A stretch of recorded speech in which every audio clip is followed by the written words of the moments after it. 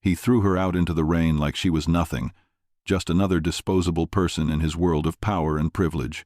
But clutched in her trembling hand was a small silver locket, one that held a secret so devastating it would shatter everything he thought he knew about his life. By the time Richard Morell discovered who she really was, the damage was already done.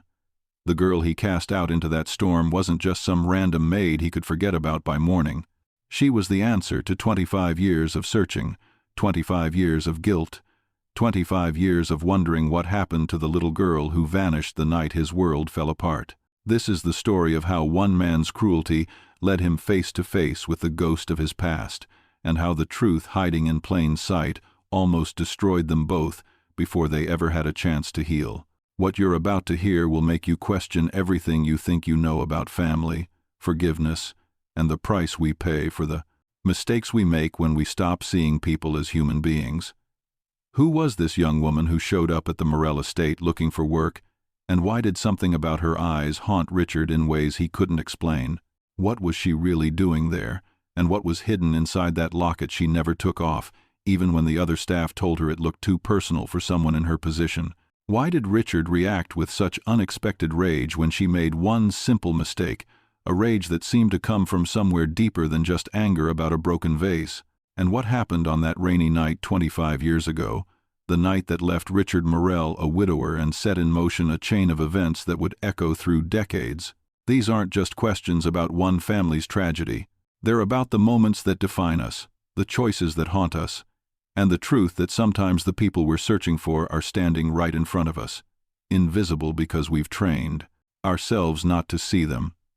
In the next hour, we're going to unravel a mystery that will take you from the heights of wealth and power to the depths of loss and regret, and finally, to a revelation so powerful it will change how you think about the strangers you pass every single day. Let's go back to understand how we got here. Richard Morell didn't inherit his fortune. He built it from nothing, starting with a small tech company in his garage in 1995 and turning it into a billion-dollar empire by the time he was 40. The business world called him a genius, a visionary who could see opportunities others missed. But the people who worked closest to him knew a different truth. Richard Morell was cold, calculating, and demanded perfection from everyone around him because he demanded it from himself. He hadn't always been that way. Before we dive deeper, let us know in the comments where you're watching from. We'd love to hear from you, and if you're new here, click on the subscribe button so you never miss any of our upcoming videos. There was a time when Richard knew how to smile, how to laugh, how to love without conditions.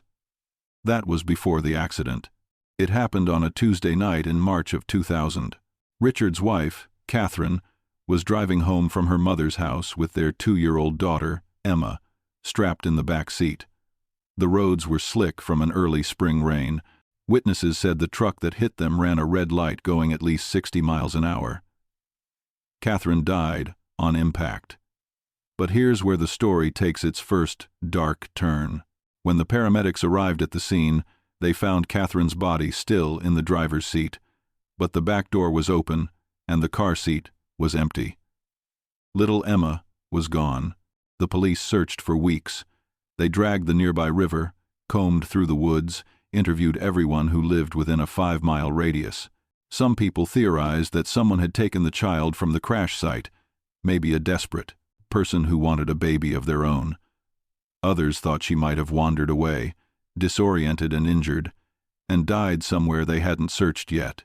But they never found a body, never found a trace, never found anything except that empty car seat and one tiny pink shoe on the side of the road. Richard spent the next 5 years searching. He hired private investigators, put up billboards, offered $1 million reward for information. He appeared on television, his face hollow with grief, begging anyone who knew anything to come forward. But as the years passed and no answers came, something inside Richard began to die. He threw himself into his work with an intensity that worried even his closest business partners. He stopped talking about Emma except in private moments late at night when he'd had too much to drink. He built walls around his heart so thick that nothing could get through. Not sympathy, not kindness, not human connection of any kind. By the time he turned 50, Richard Morel had everything money could buy. A mansion that overlooked the Pacific Ocean, cars that cost more than most people's houses, art collections that museums envied. But he lived alone in that massive house, surrounded by staff who were terrified of making even the smallest mistake because Richard's anger had become legendary. He'd fire people for being 2 minutes late, for forgetting to iron a crease in his shirt exactly the way he liked it, for breathing too loudly in his presence when he was trying to think. The staff turnover at the Morel estate was constant. Most people didn't last more than a few months. Which brings us to Anna. Anna Whitmore was 24 years old when she applied for the housekeeping position at the Morel estate in the spring of 2025. She had grown up in the foster care system after being found abandoned at a hospital when she was just a toddler. The record said she'd been brought in by an older woman who claimed she'd found the little girl, wandering alone near a highway, but the woman disappeared before anyone could get her full information, and the child was too young to tell them her real name or where she came from. They estimated her age at around 2 years old and gave her a birth date that was just a guess. They called her Anna because that's what she said when they asked her name, though it might have just been baby sounds they interpreted as a word. She bounced between 7 different foster homes before she aged out of the system at 18. None of them were particularly loving. Most were just people collecting a check, doing the bare minimum to keep the kids fed and clothed. Anna learned early that she couldn't depend on anyone but herself, that love was something other people got to have, and that the best she could hope for was to stay invisible enough not to get hurt. She worked her way through community college, cleaning houses and offices at night. She was good at it because she was good at being invisible, at moving through spaces without being noticed, at anticipating what people needed before they asked. By the time she applied to work at the Morel estate, she'd been working as a professional housekeeper for 6 years and had references that praised her attention to detail and her quiet, unobtrusive manner. She had no idea who Richard Morel was when she applied for the job. She didn't follow business news or celebrity gossip. She just needed work that paid well enough to cover her rent and her night classes at the local university, where she was slowly working toward a degree in social work. She wanted to help kids like her, kids who grew up without families, without anyone to tell them they mattered. The estate manager hired her after a 10-minute interview, mostly because Richard was between staff again after firing the last 3 housekeepers in as many weeks, and they desperately needed someone who could start immediately. Anna moved into the small staff quarters behind, the main house, and began work the next day. She met Richard Morel exactly twice in her first 3 weeks on the job. The first time, he walked past her in the hallway while she was dusting the paintings that lined the corridor leading to his study. He didn't acknowledge her, didn't even seem to see her.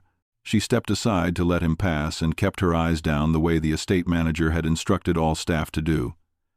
"Mr. Morel doesn't like to be looked at directly," the manager had said. "Just do your work and stay out of his way."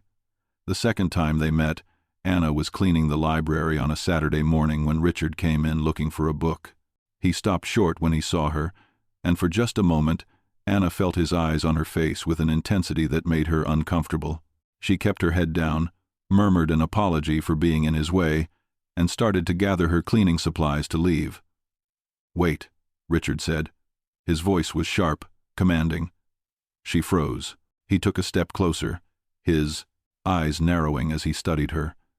Anna felt her heart beating faster, wondering what she'd done wrong, if she was about to be fired like all the others.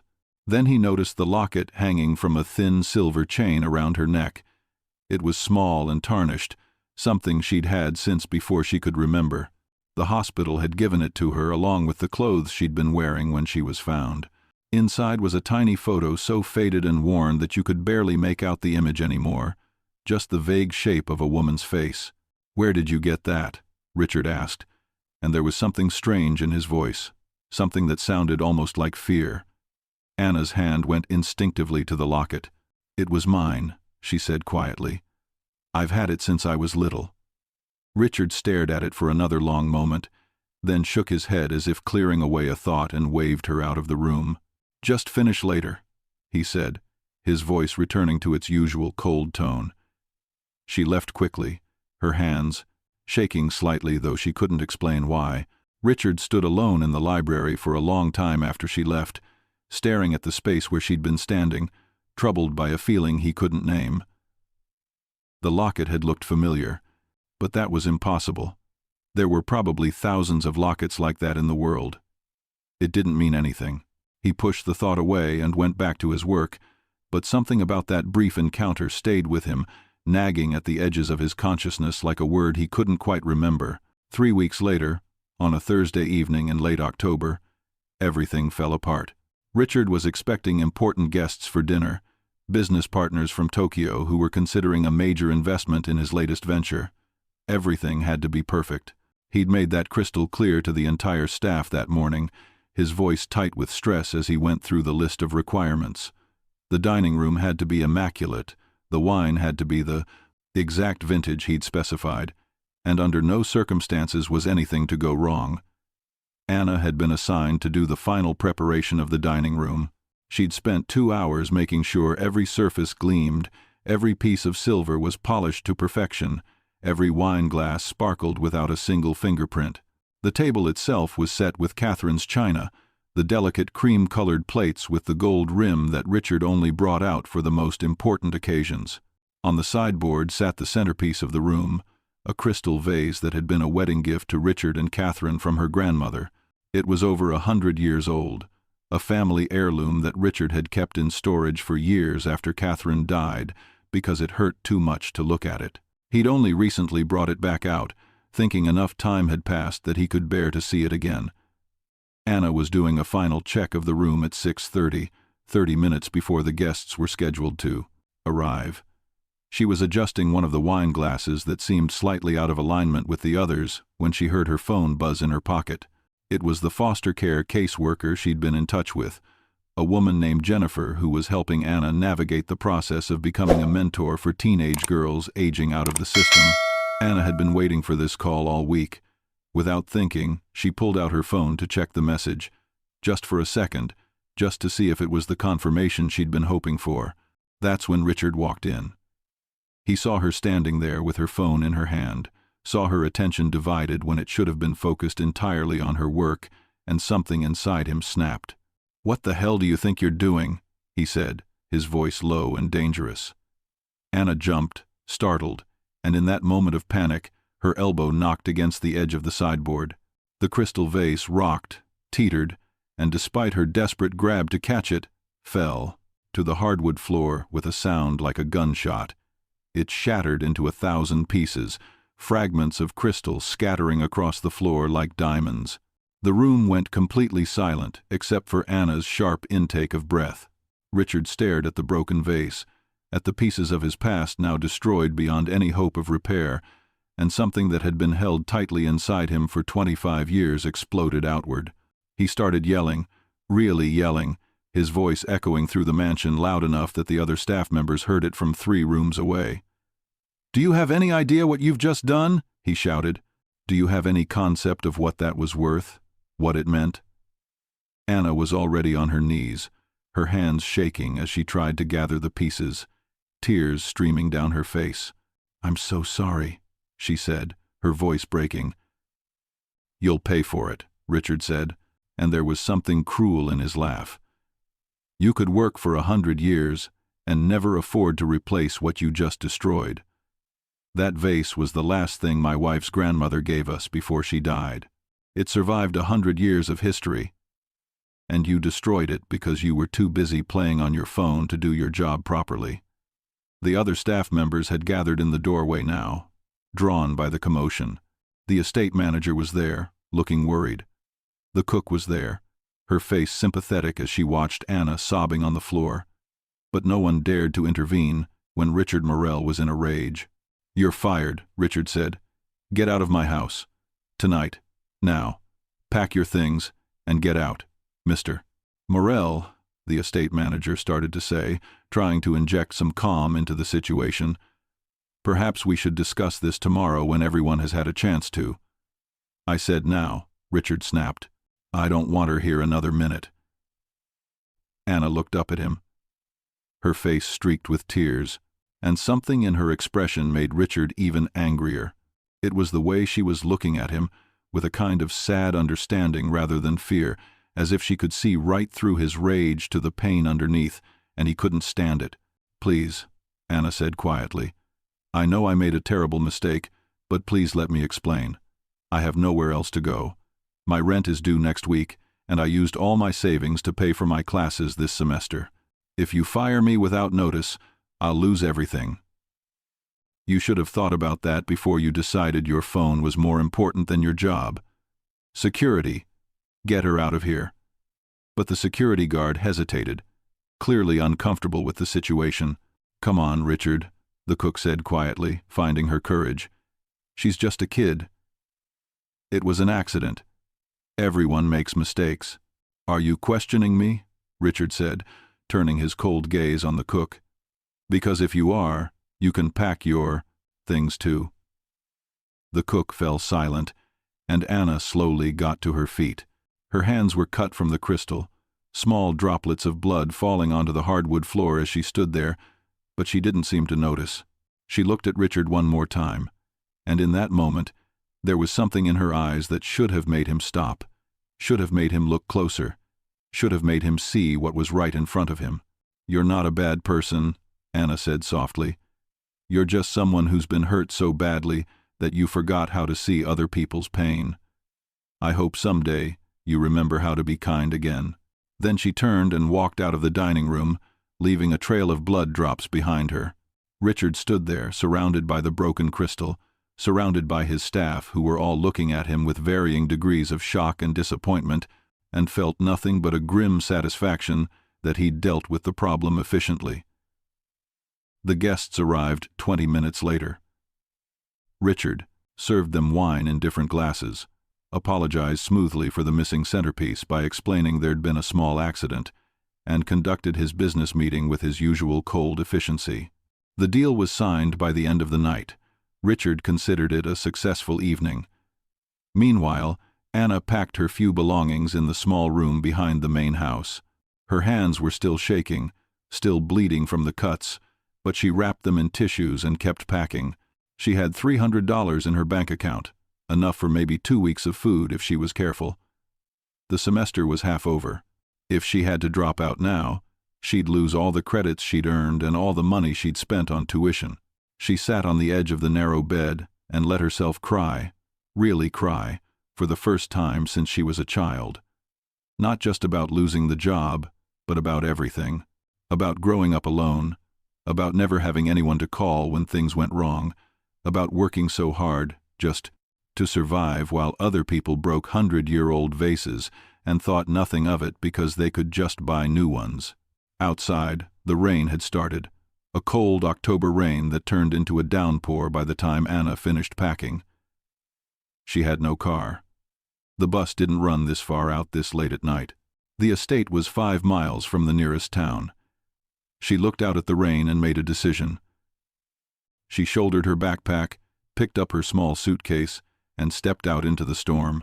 As she walked down the long driveway away from the mansion, she reached up and touched the locket around her neck, the one piece of her past she'd always had. She'd told Richard she'd had it since she was little, but that wasn't quite true. She'd had it since she could remember, which wasn't the same thing. Sometimes, late at night, she had dreams about before. About a woman with soft hands and a gentle voice singing her to sleep. About a car ride in the rain. About bright lights and loud noises and then nothing. Nothing but waking up in a hospital bed with strangers looking down at her. But dreams weren't memories. They were just stories your brain told you, trying to fill in the blanks of what you couldn't remember. Anna walked through the rain, her clothes soaked through, her suitcase growing heavier with each step, and didn't look back at the mansion glowing like a beacon in the darkness behind her. Richard woke up the next morning with a headache and a vague sense of unease he couldn't quite place. He went through his usual routine, drinking his coffee in the library while reading the business news on his tablet, barely noticing when the estate manager brought in his breakfast. It wasn't until mid-morning that he realized something was bothering him about the previous night. Something beyond the broken vase and the ruined dinner preparation. He kept thinking about the look in that girl's eyes, the maid he'd fired. Anna, that was her name. The way she'd looked at him before she left, with that strange combination of sadness and understanding, as if she knew something about him that he didn't know about himself. And there was something else, something that had been nagging at him since their first real encounter in the library. The locket she wore. Richard got up abruptly and walked to his study, to the locked drawer in his desk where he kept his most personal possessions. Inside was a small leather box he hadn't opened in years. His hands were shaking slightly as he lifted the lid. Inside was a silver locket, twin to the one Anna had been wearing, or so similar it might as well be. It had belonged to Catherine. She'd bought 2 of them from an antique shop when she was pregnant with Emma, thinking they'd be something mother and daughter could share someday. Catherine had kept hers on a chain around her neck. The plan was to give Emma the other one on her 16th birthday, but Emma never made it to 16. She never made it past 2 years old, and Catherine's locket had been buried with her, which meant the only locket from that set that should still exist was this one, sitting in Richard's desk drawer, untouched for 25 years. So why did that maid have one exactly like it? Richard told himself there were logical explanations. Maybe it wasn't actually the same. Maybe in his emotional state last night, his mind had made connections that weren't really there. But the more he thought about it, the more certain he became that the 2 lockets were identical. Every detail matched, from the ornate scrollwork on the front to the tiny clasp mechanism. He spent the morning trying to focus on work and failing completely. By afternoon, he'd made a decision. He called the estate manager into his study. "That girl I fired last night," Richard said. "Anna Whitmore. Do we have an address for her?" The manager looked uncomfortable. "She gave us an address when she applied." "Sir." "But I'm not. I'm sure if it's current. She mentioned she was between apartments when she started here and planned to look for a new place once she had steady income." There was something he wanted to discuss with her about the incident. He couldn't quite bring himself to say he thought he might have been too harsh. The manager's expression suggested he knew exactly what Richard wasn't saying, but he was too well trained to comment on it. "I'll get you the information we have, sir." But when the manager returned an hour later, he brought troubling news. The address they had for Anna was a temporary sublease that had expired 2 months ago. The phone number she'd given went to voicemail, and the voicemail box was full. Her references from previous employers were legitimate. But when the manager called them to ask if they knew how to reach her, none of them had current contact information. She'd listed the name of a woman named Jennifer Parker as an emergency contact, describing her as a family friend. The manager had reached this Jennifer, who turned out to be a social worker for the county foster care system. Jennifer was worried when she heard Anna had lost her job.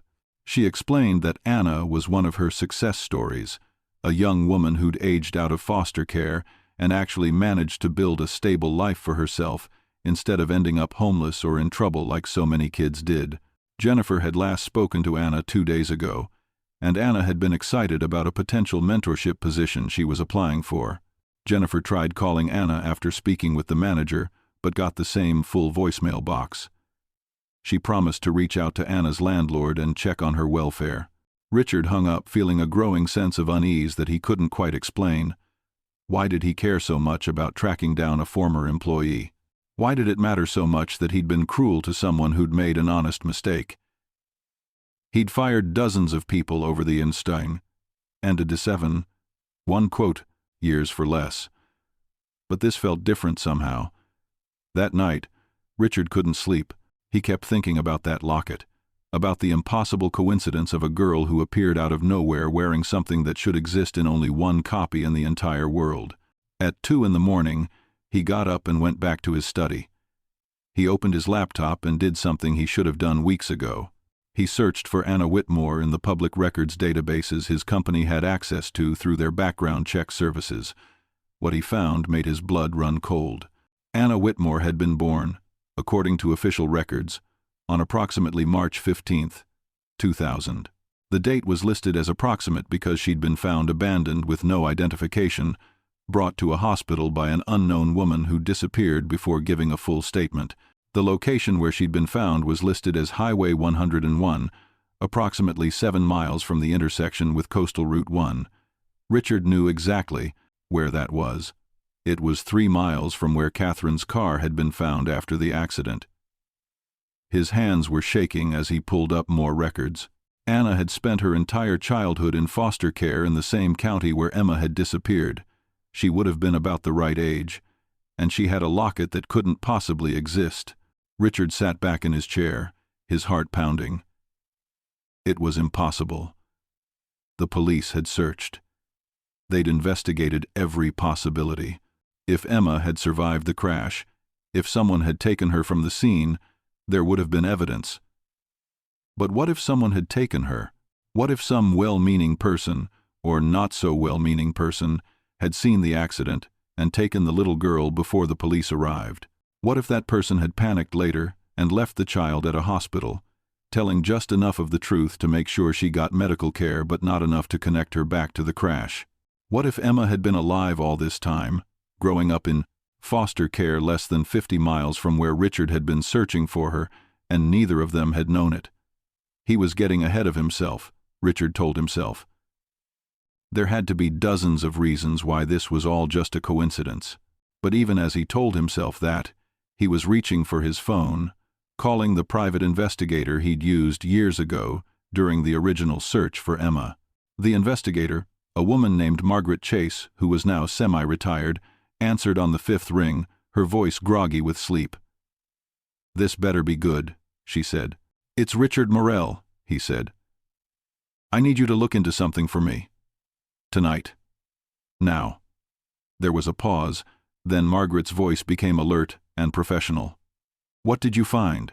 "I think," Richard said, and his voice cracked slightly on the words, "I think I might have just fired my daughter." The investigation that followed was the longest week of Richard's life. Margaret worked fast, calling in favors from her contacts in law enforcement and social services.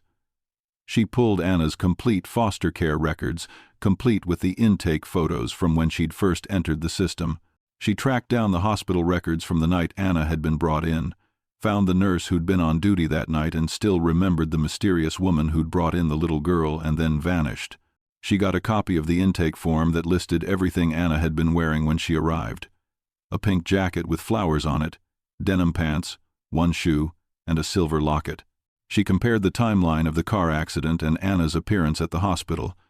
The accident had happened at approximately 8:45 p.m. Anna had been brought to the hospital at 9:30 p.m., less than a mile from where the accident occurred. The timeline matched. The location matched. The approximate age matched, but none of that was proof.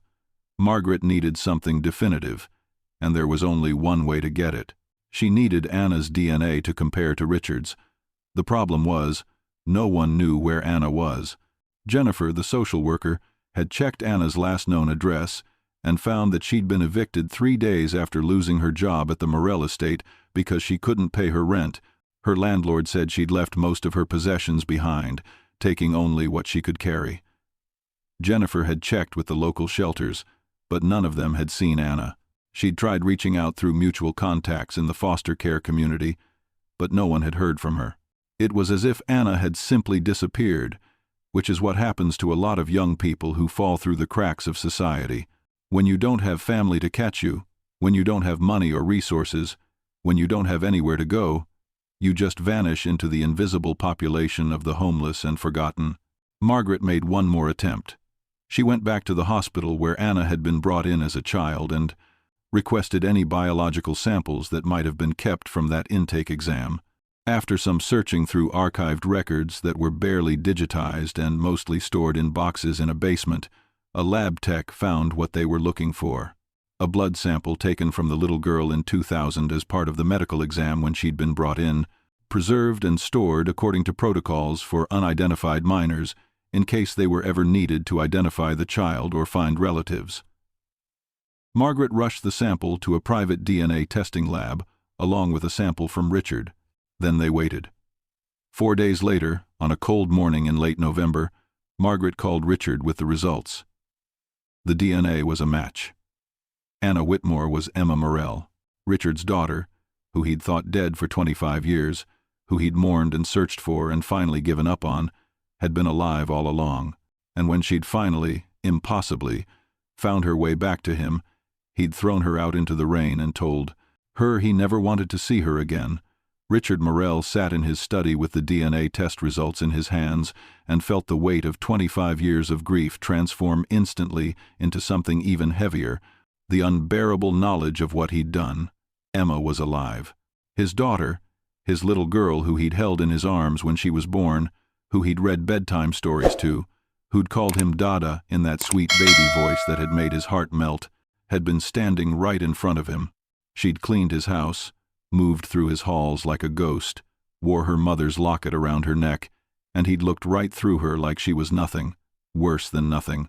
He'd treated her with the kind of casual cruelty that only people with power can inflict on people without it, never seeing her as fully human, just as hired help who'd made a mistake. And when she'd broken that vase, that stupid crystal vase that meant nothing in the grand scheme of things, he'd unleashed 25 years of rage and grief on her without knowing he was destroying his daughter for the second time. The first time hadn't been his fault. The accident, Catherine's death, Emma's disappearance, those were tragedies that happened to him, things beyond his control. But this, what he'd done to Anna, to Emma, this was entirely his fault. He'd had a second chance literally handed to him by fate or God or whatever force in the universe was responsible for impossible miracles, and he'd thrown it away because he was too angry, too broken, too focused on his own pain to see anyone else's. Margaret was talking, explaining what she'd found in her investigation, but Richard couldn't focus on her words. He kept seeing Anna's face the way it had looked that night, streaked with tears, bleeding from the cuts on her hands, looking at him with that expression of sad understanding. "You're not a bad person," she'd said.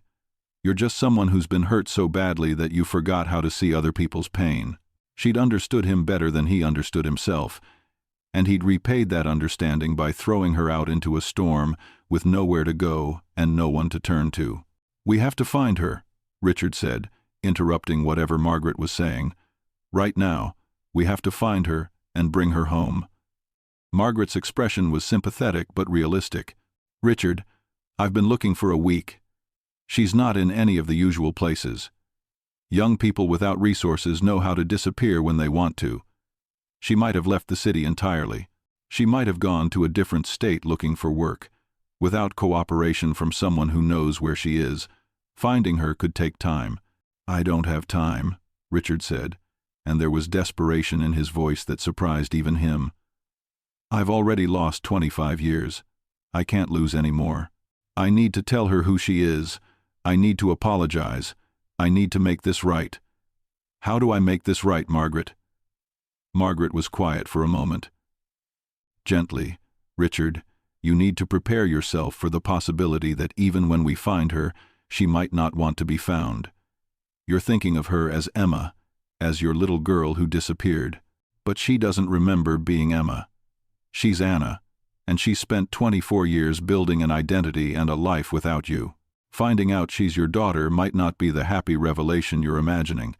It might be overwhelming or even unwanted. And after the way you treated her, she might not be interested in having a relationship with you at all." Richard felt like he'd been punched in the stomach. The thought that Emma, that Anna, might not want him in her life once she learned the truth was almost more than he could bear. But Margaret was right. He had no right to expect forgiveness. He had no right to expect anything. All he could do was find her, tell her the truth, and hope that somewhere inside her was enough of Catherine's kindness and grace to give him a chance he absolutely didn't deserve. The search intensified. Richard hired 3 more private investigators to work alongside Margaret. He offered a $50,000 reward for information leading to Anna's whereabouts, no questions asked. He had his publicist put out a carefully worded press release explaining that he was searching for a former employee to discuss an urgent family matter. He even did something he'd never done before. He went on television. A local news station ran a human interest story about the billionaire searching for the missing woman, though they didn't know the full story. Richard appeared on camera, his face haggard from lack of sleep, and made a direct appeal. "Anna, If you're watching this, please contact me, or contact Margaret Chase, the investigator working on my behalf. I have information about your past that I need to share with you. Information about your family. You're not alone in the world the way you think you are. Please, give me a chance to explain. The story got picked up by larger media outlets. The narrative was compelling. Billionaire humbles himself to find the maid he wronged. It was the kind of redemption story people loved. But the story the public was seeing was sanitized, simplified. They didn't know about the DNA test, didn't know that Richard wasn't just trying to make amends with a former employee, but was desperately searching for his lost daughter. Richard kept that information private, partly because Margaret advised him it would complicate the search if reporters started digging into sealed foster care records, and partly because he wanted Anna to hear the truth from him first, not from the media. But despite all the resources Richard threw at the search, despite the investigators and the reward money and the media coverage, days turned into weeks with no sign of Anna. It was Jennifer, the social worker, who finally got the break they needed. She reached out to some of the young women Anna had mentored informally over the past year, other foster care kids who Anna had befriended and helped. One of them, a 19-year-old named Jessica, admitted reluctantly that she'd heard from Anna 2 weeks ago. Anna had called her from a burner phone, not saying much, just checking to make sure Jessica was doing okay and was staying safe. Jessica said Anna sounded tired but okay, and that she'd mentioned she was staying at a women's shelter in Sacramento while she looked for work. It took Margaret another 3 days to narrow down which shelter. There were 7 in Sacramento that matched the description Jessica had given. Margaret visited each one, showing Anna's photo, until finally a counselor at the Grace Haven Women's Shelter recognized her. "Yes," the counselor said. "She's been here for about 2 weeks. She's in our job training program. She's a good kid, keeps to herself mostly, but she helps out with the younger women when they're struggling." The counselor wouldn't give out more information than that due to privacy policies, but she agreed to pass along a message, asking Anna to contact Margaret. Then Margaret called Richard. "I found her," Margaret said. "She's in Sacramento, staying at a shelter. She's safe."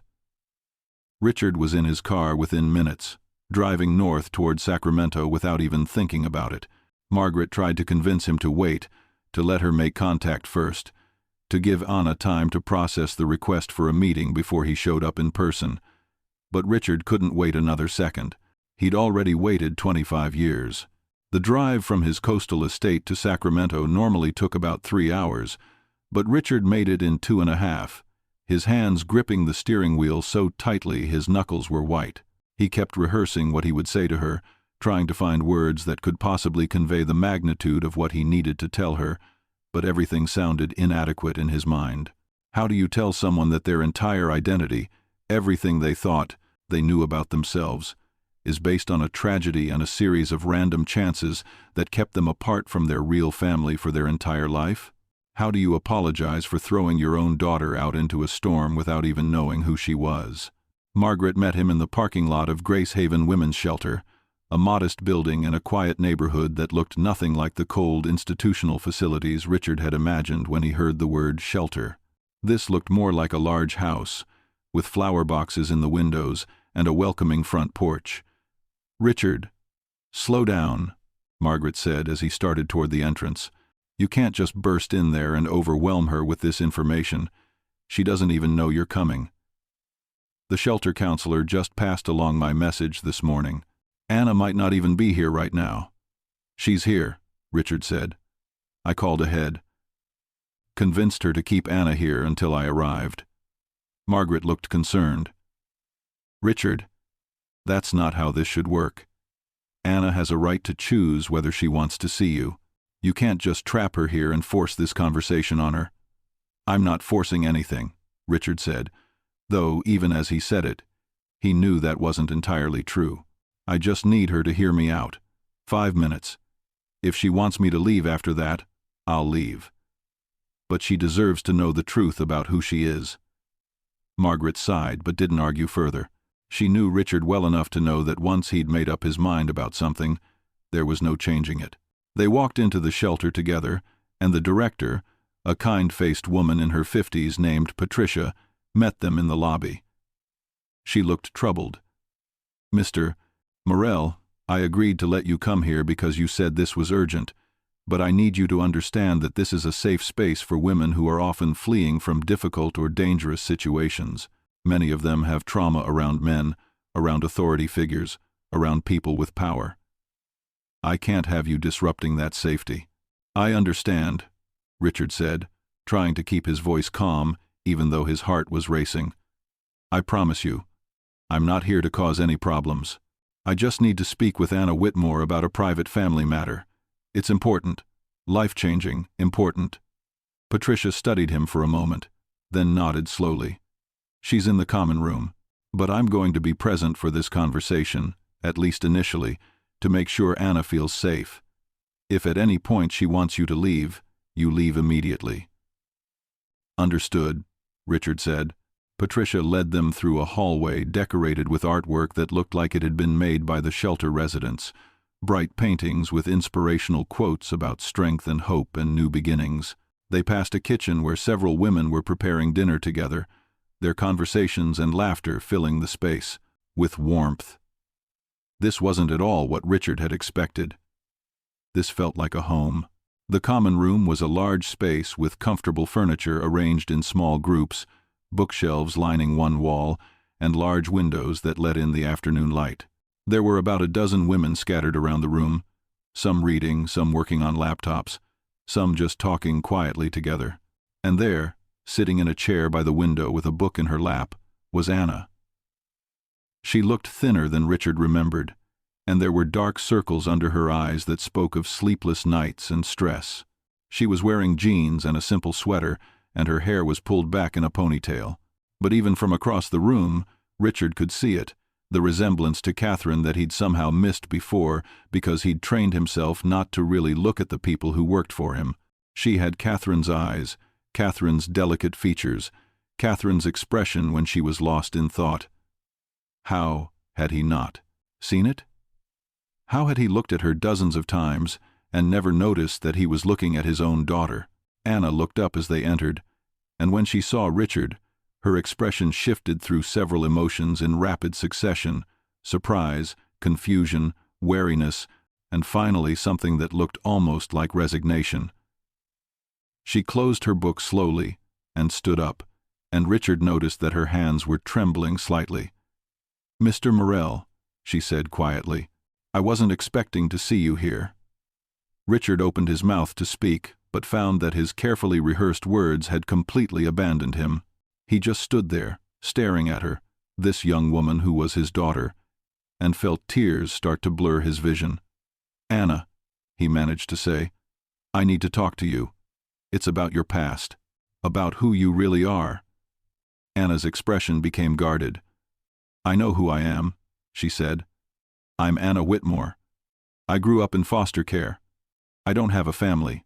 I'm sorry I broke your vase, and I'm sorry I wasn't good enough at my job to meet your standards, but I don't understand why you'd drive all the way to Sacramento to tell me something about my past. There's nothing in my past except a lot of different houses and a lot of people who didn't want me." Richard felt each word like a knife. A lot of people who didn't want me. And he'd proven her right, hadn't he? He'd wanted her gone so badly that he'd thrown her out without a second thought. "That's not true," Richard said, his voice breaking. "Someone wanted you. Someone loved you more than anything in the world. Your mother loved you. I loved you. We never stopped looking for you." Anna's expression shifted to confusion. "What are you talking about?" Richard took a step closer, and several of the other women in the room were watching now, sensing the emotional intensity of the conversation.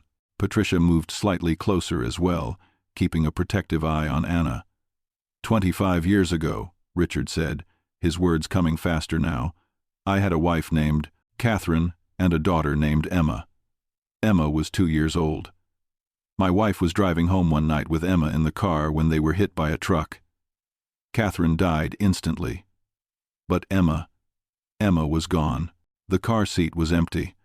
We searched for years. The police searched. Private investigators searched. We never found her. We thought she was dead.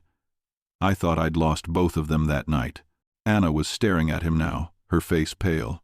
"I don't understand why you're telling me this," she said, but her voice was uncertain now, as if some part of her was beginning to suspect where this was going. "The accident happened on March 14th, 2000, Richard continued. "On Highway 101, about 7 miles from the coast. Less than an hour later, a little girl was brought to County General Hospital by a woman who said she'd found the child wandering near the highway. The woman left before anyone could get her full information. The little girl was approximately 2 years old. She couldn't tell them her name or where she came from. They estimated her birthday as around March 15th, 2000. They called her Anna because that's what they thought she said when they asked her name. Anna's hand went to her throat, to the locket she always wore, and Richard saw the moment when understanding began to dawn in her eyes. The child was wearing a pink jacket and 1 shoe, Richard said, and a silver locket. My wife had 2 lockets made, identical, custom-made from an antique shop.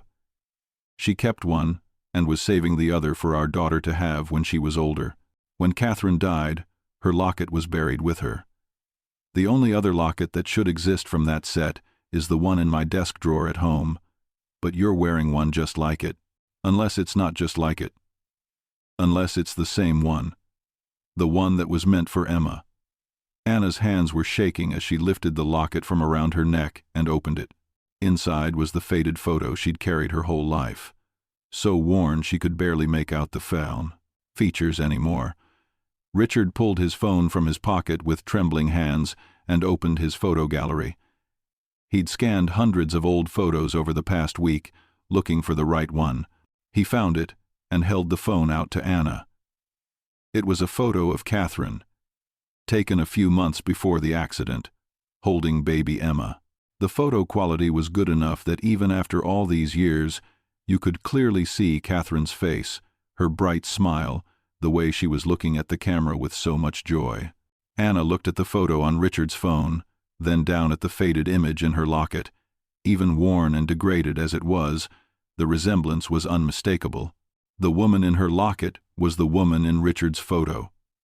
They were the same person. "No," Anna said, shaking her head. "No, that's not possible. This is just a coincidence. Lots of lockets look alike. Lots of women look like that in old photos. You can't just show up here and tell me I'm someone else. Someone I don't remember being, someone I've never been." "I took a DNA test," Richard said gently. "A week ago. I compared my DNA to a blood sample that was taken from you when you were brought to the hospital as a child. The sample was still in storage, preserved in case it was ever needed to identify you or find your family. The results came back 4 days ago. Anna, you're Emma Morell. You're my daughter." The room had gone completely silent. Every woman in the common room was watching now, and several of them had tears in their eyes. Patricia had her hand over her mouth, clearly moved by what she was witnessing, but Anna just stood there, shaking her head, tears streaming down her face. "I can't be," she whispered. "I can't be your daughter because you hated me. You looked at me like I was nothing. You threw me out like garbage. A father wouldn't do that to his daughter." And that's when Richard's composure finally broke completely. He sank down onto the nearest chair and put his face in his hands, and his whole body shook with sobs that came from somewhere so deep inside him he didn't know that kind of pain was possible. "You're right," he said through his tears. "I did all of those things. I looked right at you and didn't see you. I had my daughter back after 25 years of searching, and I threw her out into a storm because I was too blind and too broken and too angry at the world to see what was right in front of me. I failed you, Emma. I failed you when you were 2 years old and needed me to find you. And I failed you again when you were 24 and needed someone to show you basic human kindness. You deserved so much better than what I gave you. You deserved a father who protected you and loved you and made you feel safe. And instead you got me. Someone who treated you like you didn't matter. I don't expect you to forgive me. I don't expect you to want anything to do with me. but you deserve to know the truth about who you are. You're not just Anna Whitmore, who grew up alone in foster care. You're Emma Morell. You had a mother who loved you so much. You have a father who never stopped looking for you, even though he was too stupid to recognize you when fate finally brought you back to him. You were loved. You are loved. Around them, several of the other women were crying too, moved by the raw emotion of the moment. Patricia had tears streaming down her face as well. "How do I know this is real?" Anna finally said, her voice barely above a whisper. "How do I know this isn't some kind of trick, some elaborate apology because you feel guilty about how you treated me?" Richard looked up at her, his face wet with tears. "I have all the documentation," he said. "The DNA test results, your hospital intake records from 2000, the police reports from the accident, photos of you as a baby. I can show you all of it. But more than that, I can tell you things only your family would know. Like the fact that you had a birthmark on your left shoulder blade, shaped almost like a heart, or that your favorite stuffed animal was a blue elephant named Mr. Trunk that you carried everywhere, or that your mother used to sing you a lullaby she made up about a little star who got lost in the sky but always found her way home." Anna's hand went unconsciously to her left shoulder, to where Richard knew that birthmark still was, and something in her expression shifted. "About a woman singing to me. I never knew if they were real memories or just things my brain made up to fill in the blanks." "What did the song sound like?" Richard's voice was shaking as he sang quietly, little star, shining bright. Mommy's here to hold you tight. Even when the night is long, love will guide you safely home." Anna's legs seemed to give out, and she sat down hard in the chair behind her. "That song," she whispered. "I've hummed it to myself my whole life, but I never knew where I learned it. I thought I made it up." "You didn't make it up," Richard said. "Your mother sang it to you every night. She made it up for you, for her little star." Anna looked at him, really looked at him, and Richard could see her trying to reconcile the man who'd thrown her out of his house with the man who was sitting in front of her now, broken and vulnerable and desperately seeking her forgiveness. "Why didn't you recognize me?" she asked. "How could you look at me every day and not know I was your daughter?" Richard shook his head helplessly. "I trained myself not to see people," he said. "After you and Catherine were taken from me, I shut down. I stopped connecting with anyone. I stopped looking at people as real human beings with lives and feelings and stories. I just saw functions, roles, employees who either did their jobs correctly or didn't. By the time you came to work for me, I'd spent 20 years perfecting the art of not seeing people, and the sad truth is, if I'd really looked at you, really seen you, I would have recognized Catherine in your face. But I didn't let myself look. I didn't let myself see. Because seeing people, really seeing them, means acknowledging their humanity, and acknowledging humanity means feeling things, and I'd spent 2 decades trying not to feel anything at all." There was a long silence. Then Anna said quietly, "I don't know if I can forgive you." Richard nodded, fresh tears spilling down his face. "I understand. And that's okay. You don't owe me forgiveness. I just needed you to know the truth. But Anna, everything I have, everything I've built, it was supposed to be for you and Catherine. The company, the wealth, the success, all of it was so I could give my family a good life. When I lost you both, I kept building anyway, because it was the only thing I knew how to do. It was all empty.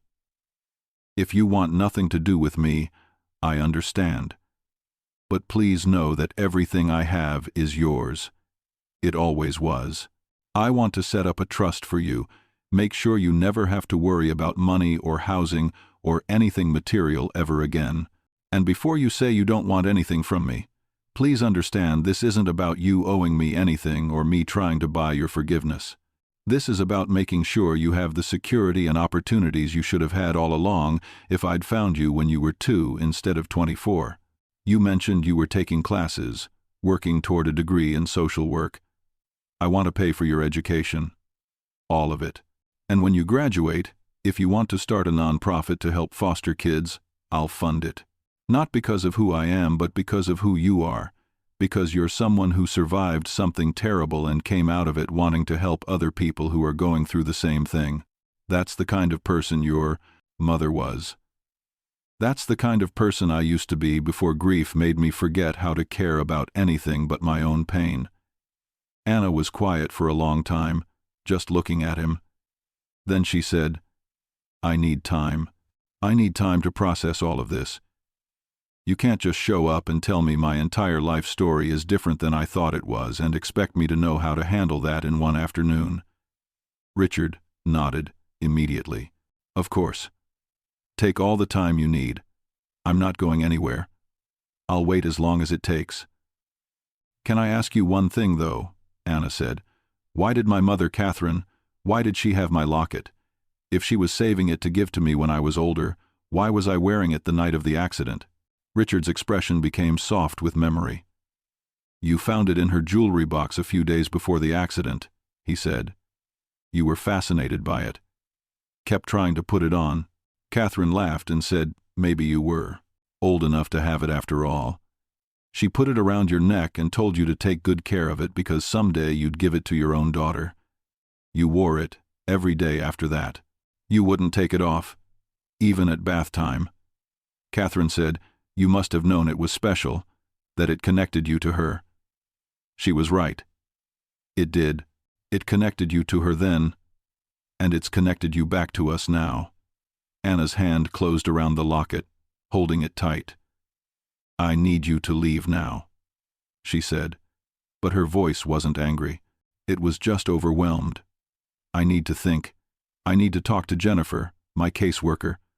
I need to process all of this.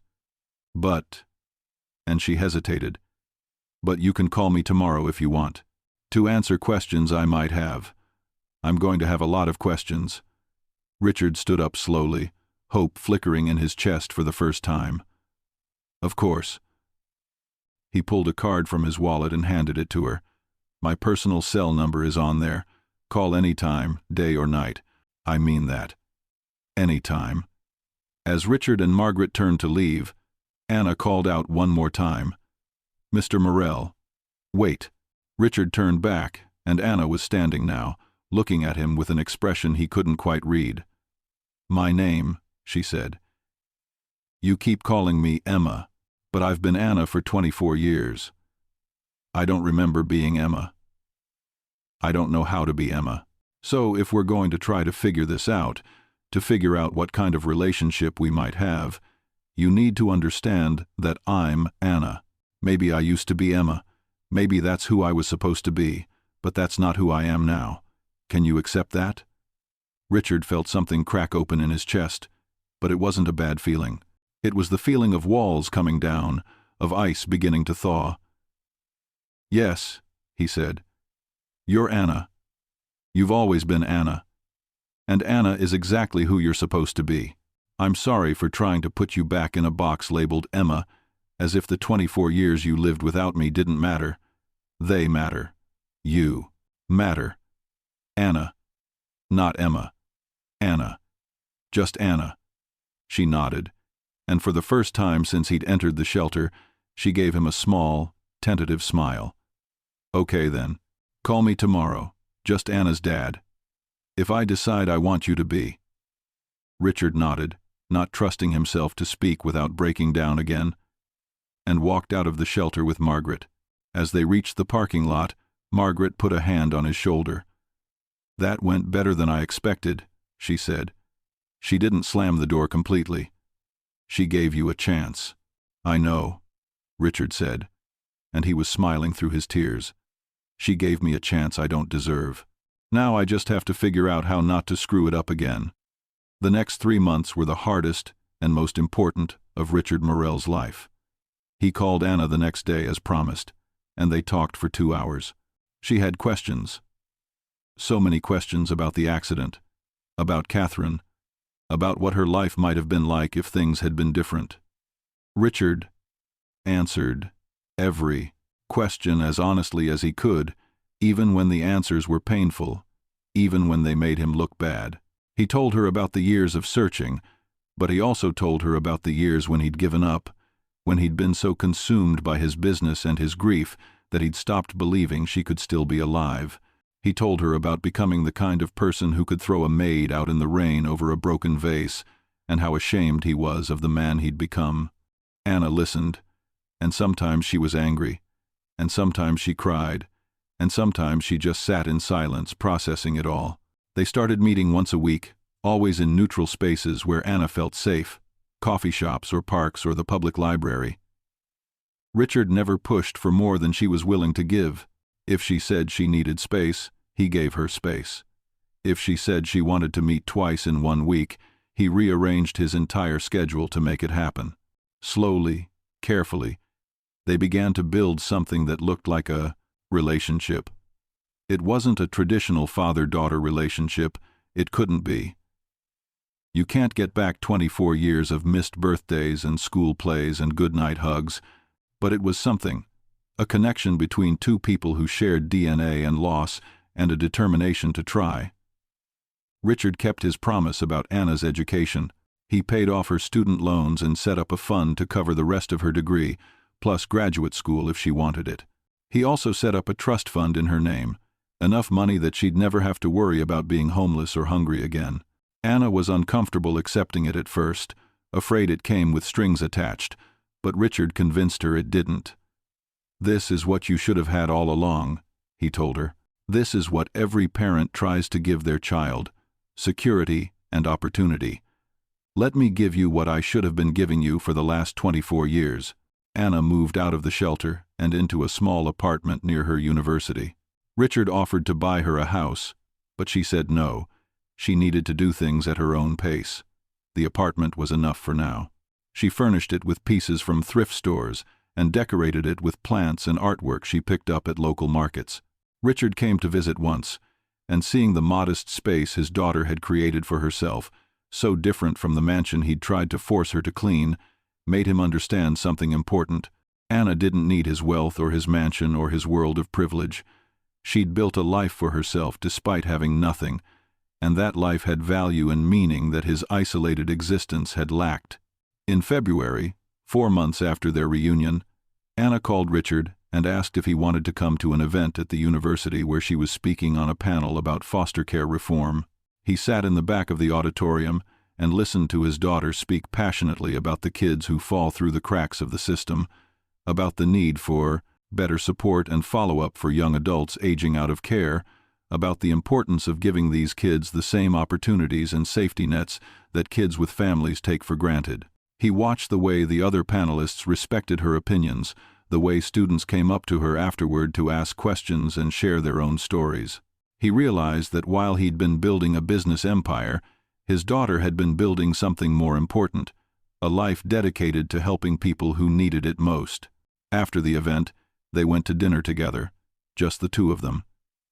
It was the first time they'd shared a meal since the night everything had fallen apart.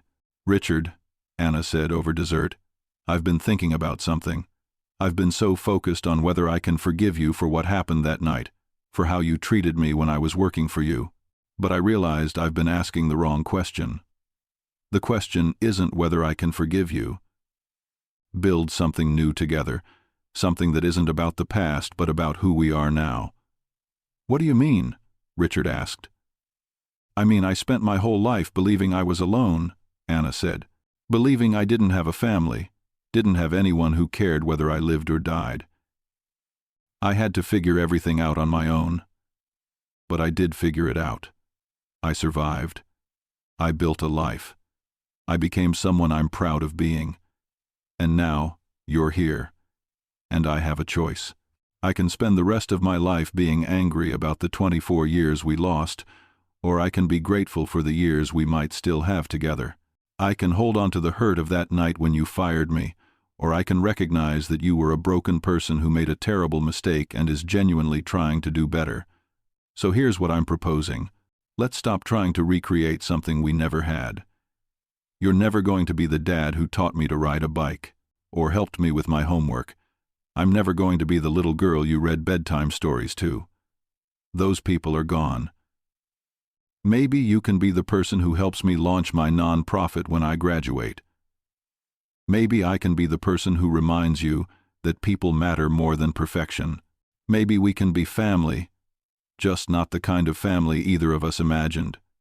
Richard felt tears running down his face again, but this time they were tears of relief and gratitude. I would like that, he said. I would like that more than anything. Good, Anna said, and she smiled at him, a real smile that reached her eyes. Then, that's what we'll do. Over the next several months, their relationship deepened. Richard met Jennifer, Anna's caseworker, and ended up funding a new program through her agency to provide support for young adults transitioning out of foster care. Anna convinced Richard to volunteer at a youth center, where he awkwardly but earnestly helped teenagers with their homework and listened to their stories. It was hard for him at first, connecting with people he'd spent so long training himself not to see. But Anna was patient with him, and with their help he slowly relearned how to be human. On what would have been Catherine's 58th birthday, Anna asked Richard if they could visit Catherine's grave together. They drove to the cemetery on a clear spring morning, and Richard showed Anna the headstone he'd chosen 25 years ago, a simple marble marker that read Catherine Morell, beloved wife and mother, and below that Emma Morell, forever in our hearts. We should change it, Richard said quietly. Emma isn't gone. You're right here. But Anna shook her head. Leave it, she said. Emma is gone in a way. She grew up to be me instead. But it's okay to remember the little girl who was supposed to be, to honor what was lost even while we celebrate what we found. Besides, she smiled slightly, it might confuse people if we try to explain that. The person memorialized on this stone is actually alive and standing right here. They sat together by the grave for a long time, and Anna talked to the mother she didn't remember, telling Catherine about the life she'd lived, the struggles and the victories, the loneliness and the resilience. Richard listened and added his own stories about Catherine, painting a picture of the woman who'd loved them both so fiercely. Before they left, Anna placed flowers on the grave, red roses that Catherine had always loved. I think she'd be proud of you, Richard said as they walked back to the car. You turned out exactly like her, kind and strong and dedicated to helping people.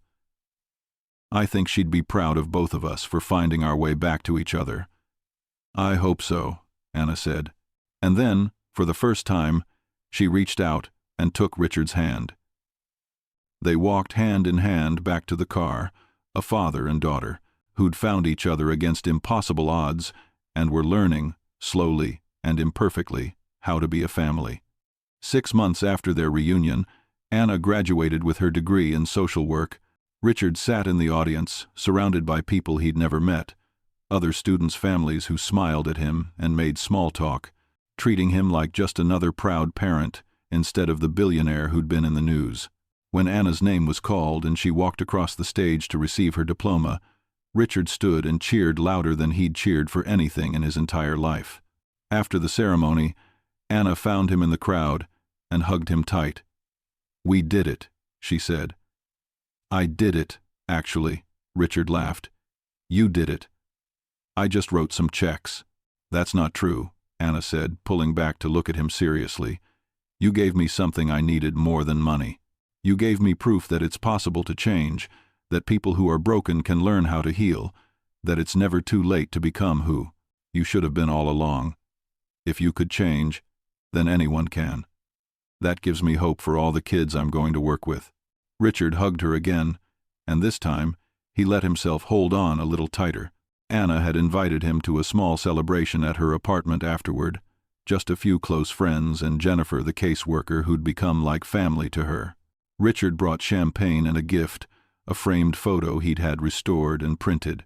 It was a picture of Catherine holding baby Emma, the same photo he'd shown Anna on his phone that day at the shelter.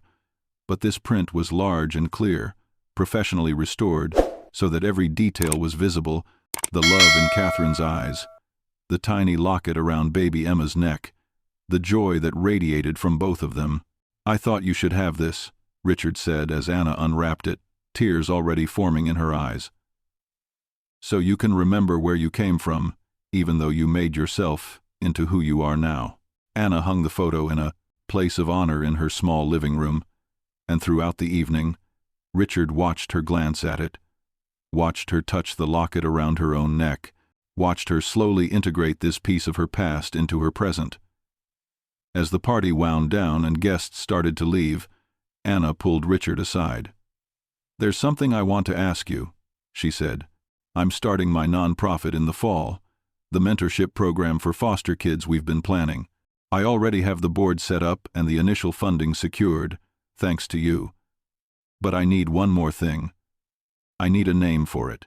I was thinking about calling it Emma's Place, because in a way, this is for all the Emmas out there, all the kids who got lost and are trying to find their way home. But I wanted to ask your permission first, since it's your name too, the name you gave me when I was born, even though it's not the name I use now." Richard felt his throat tighten with emotion. "I think that's perfect," he said, "and I think Catherine would have loved it." Emma's Place opened 3 months later in a renovated building that used to be an old community center. Anna had transformed it into a warm, welcoming space where foster kids could come for tutoring, mentorship, life skills training, and just a safe place to exist without judgment. Richard attended the opening ceremony and gave a speech that he'd written and rewritten a dozen times. "I'm not good at public speaking about personal matters," he began, his voice shaky at first but growing stronger. "So forgive me if I fumble through this. 25 years ago, I lost my daughter. I spent years searching for her, and when I couldn't find her, I let that loss turn me into someone I'm not proud of, someone who stopped seeing people as human beings and started seeing them as just obstacles or tools to achieve my goals. But then, through a miracle I still don't fully understand, my daughter came back into my life. And when she did, I was so broken, so blinded by my own pain, that I didn't recognize her. I treated her terribly. I failed her in every way a parent can fail a child. But my daughter, who had every reason to walk away and never look back, gave me a second chance. She taught me how to be human again. She taught me that the most important things in life aren't the things you can buy or build or achieve. They're the connections you make, the people you help, the love you give and receive. Emma's Place exists because my daughter survived a system that fails too many kids. She survived it and decided not to be bitter but to be better, to use her experiences to help others who are going through the same struggles. She didn't have anyone to catch her when she fell, so she's building a place to catch other kids. That's who my daughter is, and I'm proud of her beyond words." The audience applauded, and Richard saw Anna in the front row crying, but smiling too. After the speeches, as people toured the facility, and Anna showed off the different program spaces they'd created, Richard found himself alone for a moment in the main room. He looked at the walls decorated with hopeful quotes and bright artwork, at the comfortable furniture and the shelves full of books and resources, at the photo wall that included a picture of Anna as a child that he'd provided from his personal collection. This was what redemption looked like. He realized, not a dramatic gesture or a single act of apology, but sustained effort over time to be better, to do better, to help repair some of the damage that people like him, people with power and privilege and blindness to others' pain, had caused in the world. Anna found him standing there. "What are you thinking about?" she asked. "I'm thinking," Richard said, "that I spent the first 58 years of my life building a legacy of money and success and being powerful and respected, and none of it mattered. None of it made me happy or fulfilled or proud of myself. But this," he gestured around the room, "this place that you built with your compassion and your determination and your refusal to let your pain make you cruel, this is a legacy worth having." "You're not a small part of it," Anna said. "You're my dad. That's not a small thing." It was the first time she'd called him that, and Richard felt his heart might burst from the combination of joy and grief and gratitude that flooded through him. A year after their reunion, on a quiet Sunday afternoon, Richard and Anna drove out to the place where the accident had happened. Neither of them had ever been back there before. Richard had avoided it for 25 years because it was too painful. Anna had never known to look for it until now. They stood on the side of Highway 101, at the spot where Catherine's car had been found, and it was just a stretch of road like any other, nothing special or remarkable about it. But it was where everything had changed, where one family had been shattered and two lives had been set on paths they never should have traveled. "It's strange," Anna said, looking at the unremarkable landscape around them. "If the accident had never happened, I would have grown up as Emma Morell, daughter of a billionaire, probably privileged and sheltered and completely different from who I am now. I wouldn't have experienced foster care, wouldn't have known what it's like to be hungry or scared or alone. I probably wouldn't have become a social worker or started Emma's place.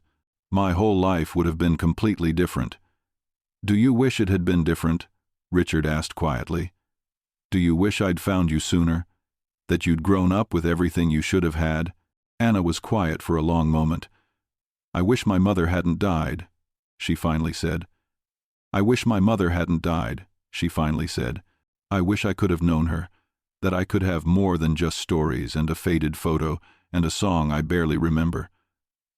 I wish you hadn't spent 25 years in pain, searching for someone you thought was dead.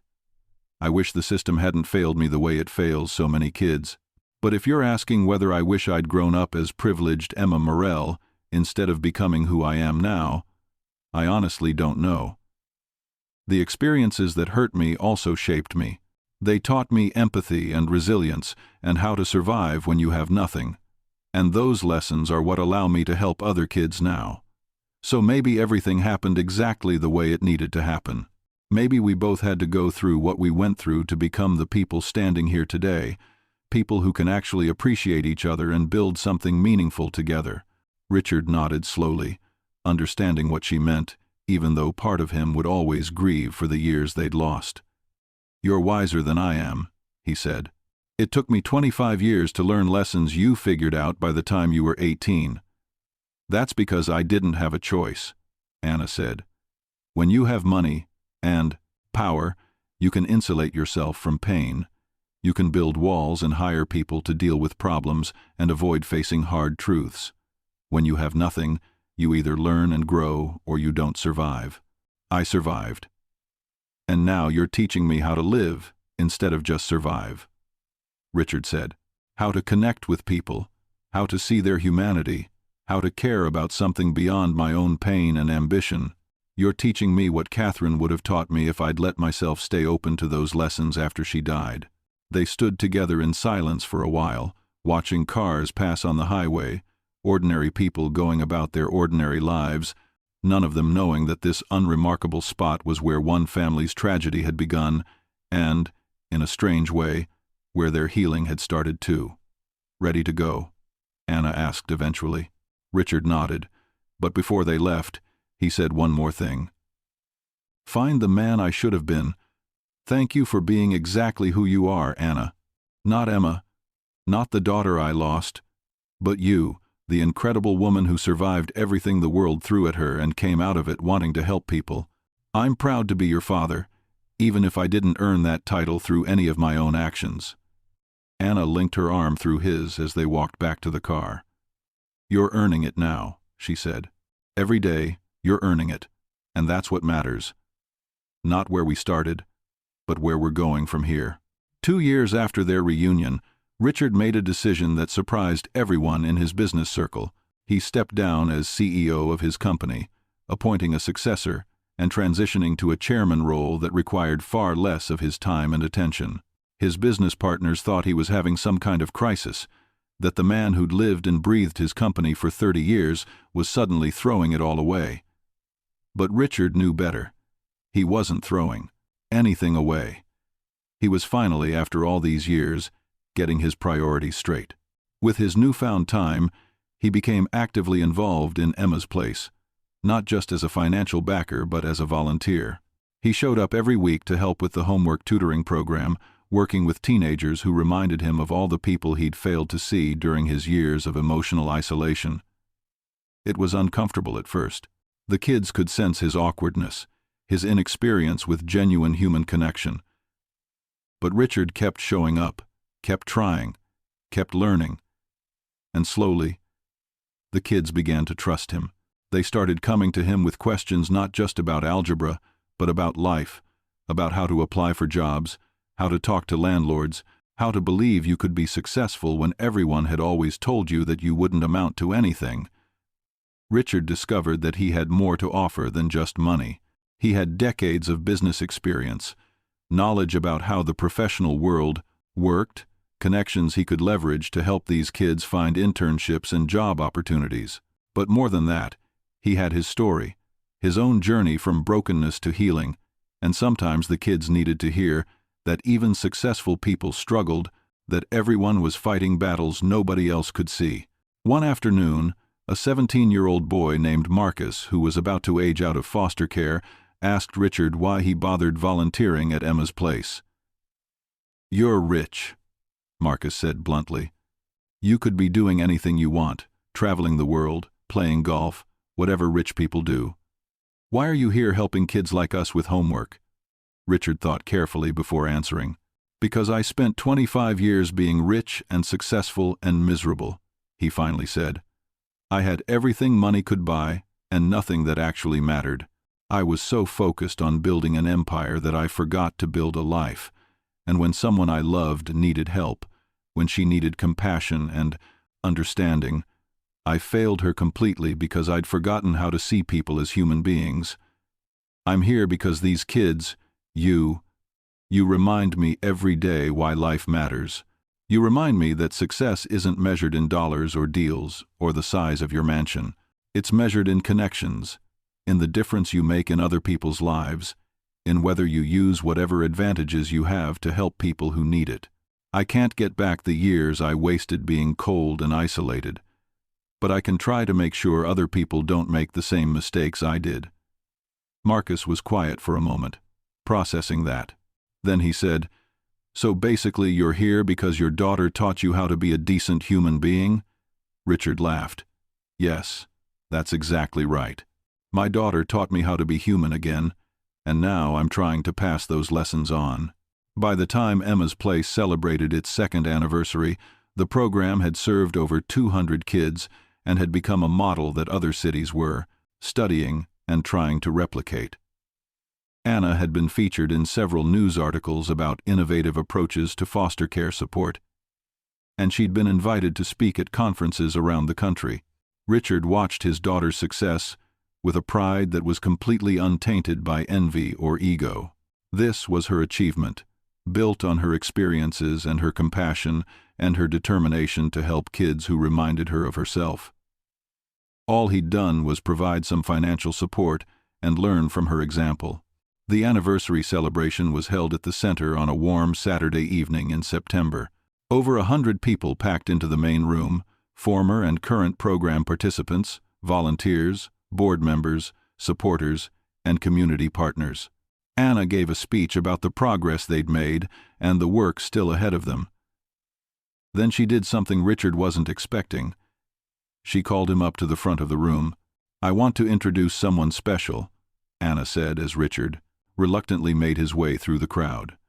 "This is Richard Morell, and he's the person who made Emma's Place possible through his financial support.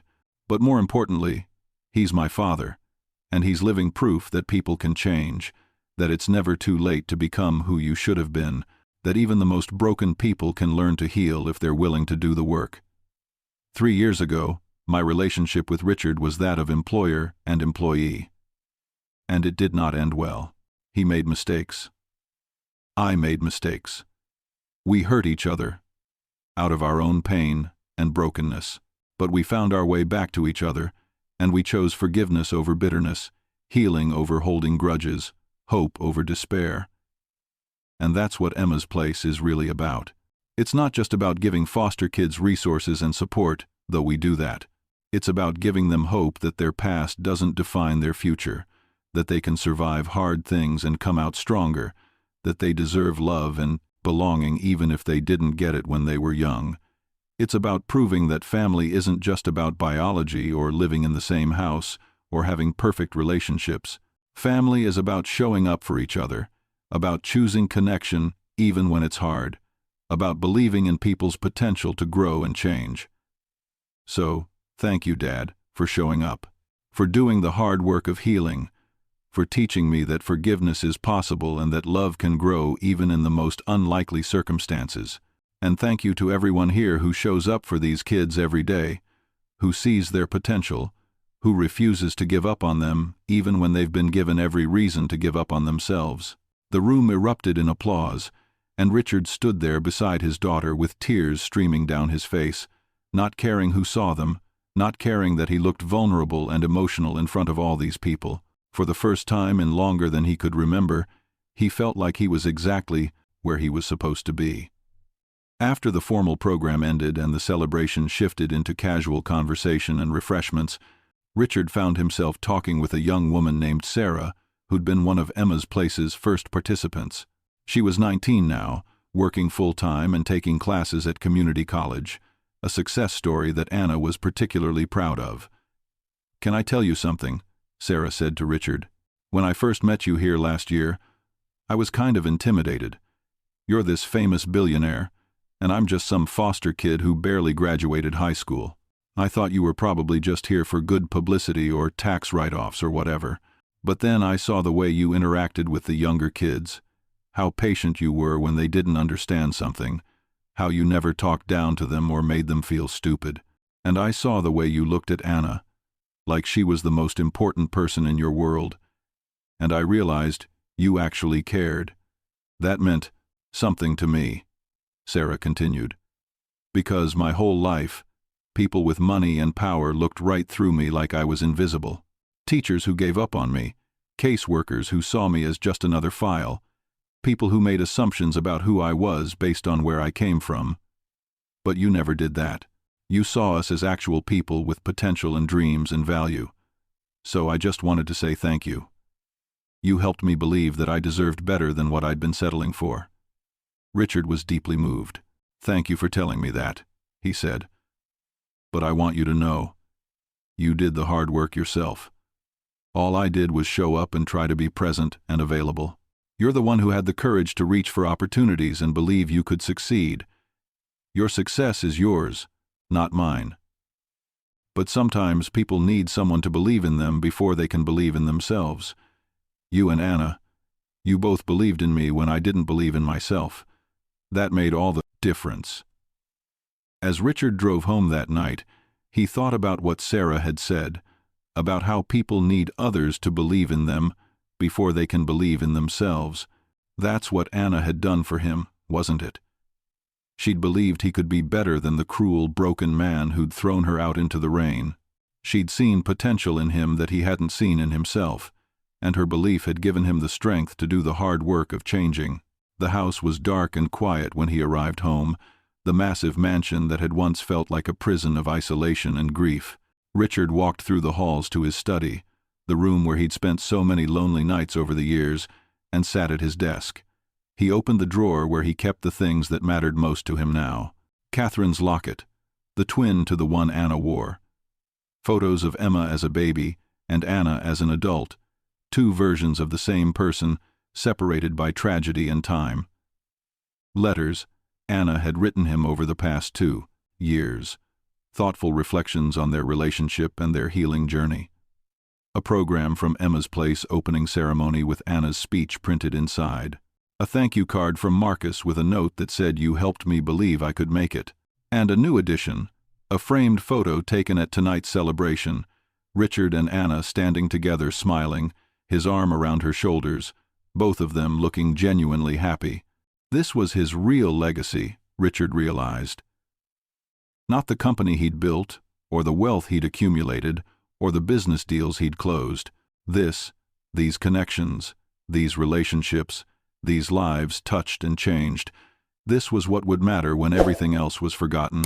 He thought about the question people sometimes asked him in interviews now, the question about what advice he would give his younger self if he could go back in time. He always said the same thing. I would tell my younger self that people matter more than success, that love is more valuable than money, that seeing the humanity in everyone you meet is more important than climbing to the top of whatever mountain you're trying to climb. I would tell myself that grief is not something to run from but something to move through, that walls might protect you from pain but they also keep out joy, that the bravest thing you can do is stay open and vulnerable even after you've been hurt. But most of all, I would tell myself to look, really look, at the people around you. See them, acknowledge them, recognize their humanity and their dignity and their worth. Because you never know when the person you're looking through might be the person you've been searching for all along. 3 years and 4 months after Richard threw Anna out of his house in a rage over a broken vase, he received a phone call that changed everything one more time. It was Anna, and her voice was shaking with emotion, but this time it was joy rather than pain. "Dad," she said, and his heart still caught every time. She called him that. "I need to tell you something. I'm getting married." Richard's first response was surprise. Anna had mentioned she was seeing someone, a teacher named David who worked at a school for at-risk youth. But Richard had not realized things had progressed so seriously. "That's wonderful news," he said, genuine happiness flooding through him. "Tell me about him. Tell me everything."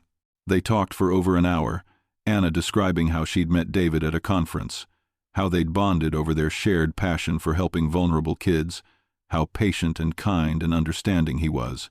She told Richard that David knew her whole story, knew about growing up in foster care, knew about the reunion with Richard, knew about all the complicated emotions that came with building a relationship with a father who'd failed her and was trying to make amends. "And David loves me anyway," Anna said with wonder in her voice. "He loves me not in spite of my past, but including my past. He sees all of me, all the broken pieces and rough edges and scars, and he chooses me anyway.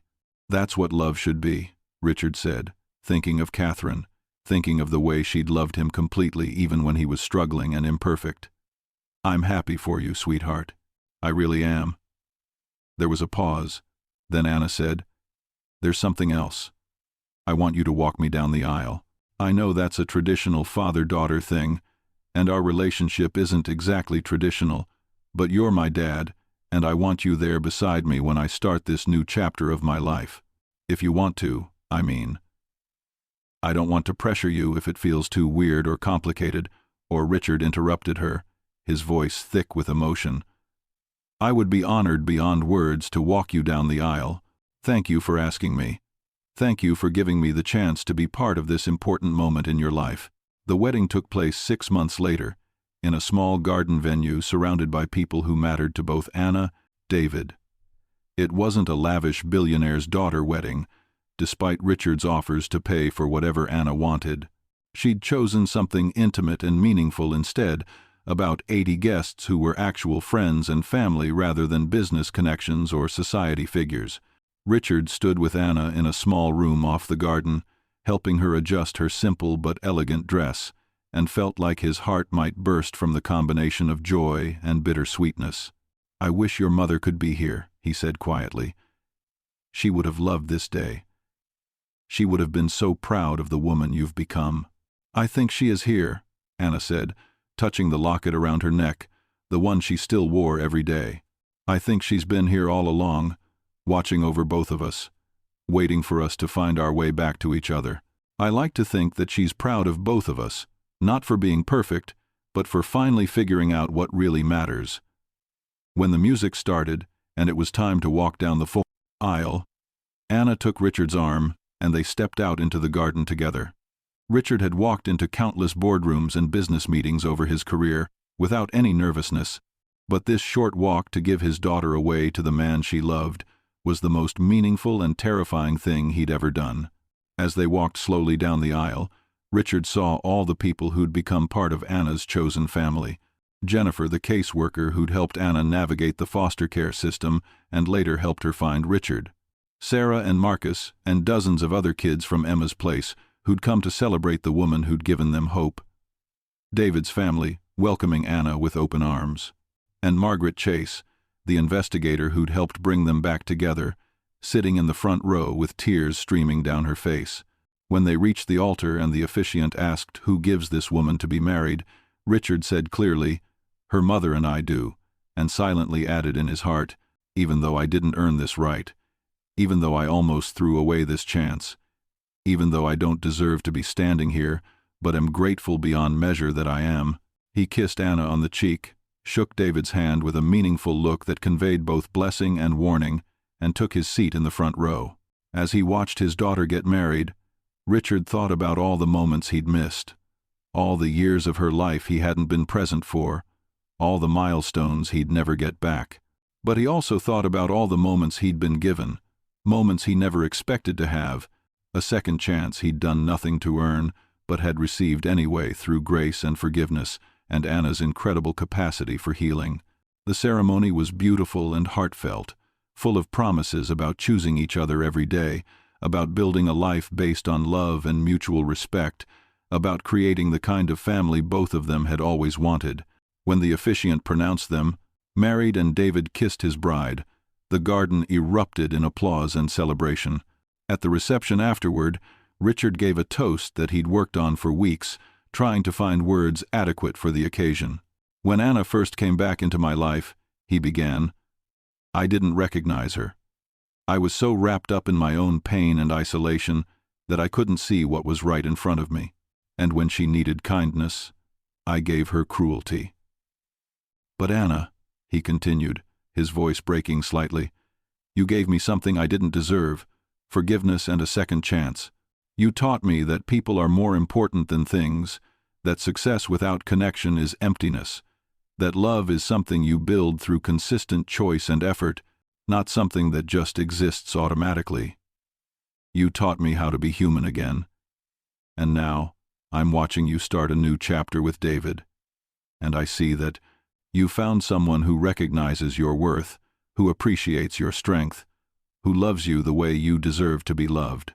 "David," Richard said, turning to his new son-in-law, "you're getting someone extraordinary, someone who survived things that would have broken most people, someone who chose compassion over bitterness, healing over revenge, hope over despair. Take care of her, love her well, and know that you're both always welcome in my life and my home, which is finally starting to feel like an actual home instead of just a building where I live alone." He raised his glass. "To Anna and David, may your love grow deeper every day. May you always choose each other even when it's hard, and may you build the kind of family and life you both deserve." The celebration continued late into the evening, full of laughter and dancing and joy. Richard danced with Anna during the traditional father-daughter dance, and they chose the song that Catherine used to sing to her, "Little Star," performed by a string quartet as an instrumental. As they swayed together, Anna whispered, "Thank you for not giving up on us. Thank you for doing the hard work of changing. Thank you for being here. Thank you for giving me another chance," Richard whispered back. "Thank you for being the star that guided me home." 4 years after Richard Morell threw a maid out of his house without realizing she was his long-lost daughter, he sat in the nursery of Anna and David's home, holding his newborn granddaughter for the first time. She was perfect, tiny and delicate, with a shock of dark hair and eyes that would probably turn the same shade of brown as Catherine's and Anna's. "What are you going to name her?" Richard asked, his voice hushed with reverence. Anna and David exchanged a look, then Anna said, "We're naming her Catherine Emma, after my mother and my first name. We're going to call her Kate for short. But we want her to know both names, to know the whole story of where she comes from." Richard felt tears slip down his face as he looked down at baby Catherine. "Emma. The next generation. A new beginning. She doesn't have to carry the weight of the past," he said. "She gets to just be herself, loved and wanted from the very beginning. That's the gift you're giving her that we didn't get to give you. But she also gets to know her history, to understand that she comes from a line of strong women and from people who learned how to heal and forgive and love each other even after everything fell apart. That's a gift too, knowing that you can survive hard things and still build something beautiful on the other side." As Richard sat there holding his granddaughter, he thought about the journey that had brought him to this moment. The tragedy of losing Catherine and Emma, the years of grief and isolation, the way he'd hardened his heart to protect himself from more pain. The miracle of Emma coming back into his life as Anna, and the terrible mistake he'd made in not recognizing her. The long, difficult process of healing and rebuilding trust and learning how to be family to each other. None of it had been easy. There had been setbacks and difficult conversations and moments when either of them could have given up on their relationship, but they'd kept choosing each other, kept showing up, kept doing the work. And now, here they were on the other side of all that pain with something precious and new, a family that wasn't based on what should have been, but on what they'd built together out of the rubble of what was lost. Little Kate stirred in his arms, making small baby noises, and Richard smiled down at her. "You're loved," he whispered to her. "You're wanted. You belong. And you're going to grow up knowing it, every single day. That's the promise we're making to you." That night, as Richard drove home to his house that no longer felt empty because it was regularly filled with Anna and David and now baby Kate, he thought about the question he was asked sometimes in interviews or speaking engagements. People wanted to know what the most important lesson he'd learned from his experience of losing and finding his daughter was. The answer, he'd learned, wasn't simple. It wasn't just about recognizing people's humanity or the importance of family or the power of forgiveness, though all of those things were true. The real lesson was this: it's never too late to change. But change requires you to do the hard work of facing your pain instead of running from it, of staying open and vulnerable even after you've been hurt, of choosing connection even when isolation feels safer, of recognizing that the people you don't see, the people you look right through because they seem beneath your notice, might be the very people who can save you from yourself. Richard had spent 25 years building walls, protecting himself from more loss, by refusing to let anyone close enough to matter, and those walls had nearly cost him everything. It was only Anna's extraordinary grace and forgiveness that had given him the chance to tear those walls down and build something better in their place. Not walls, but bridges, connections that made life worth living. As he pulled into his driveway and looked up at the mansion that had once been a symbol of his success and his isolation, Richard thought about how different everything looked now. Same house, same view of the ocean, same expensive possessions. But the meaning had changed completely because he'd changed, because he'd learned to value people over things, relationships over achievements, love over success. His phone buzzed with a text from Anna. "Thanks for coming to meet Kate today. She's lucky to have you as her grandfather.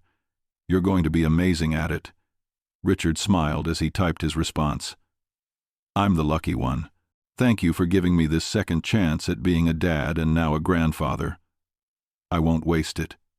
He meant every word. This time, he would get it right. This time, he would see the people in front of him, really see them, and appreciate every moment he was given with them.